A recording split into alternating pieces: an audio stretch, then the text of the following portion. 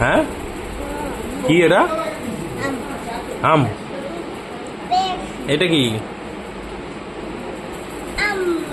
আম। আর তরমুজটা রেখে দিলি যে? হ্যাঁ, তরমুজটা রেখে দিয়ে আম খাচ্ছিস? ভালো খেতে আমটা? কেমন খেতে? সুন্দর? হুম, এখন আর তোর জ্বর নেই তো? এখন এত আম খেতে মশগুল আর কথাই বলতে পারছে না। আর খাবে না? আর কি খাবি? সব খেয়ে নিচ্ছি। আবার কি খাবি? ওটা গালে পুড়ে দিল কেমন? আর কি খাবি বাবা? আর কি খাবি? কোনটা? এটা? তুই খাবি?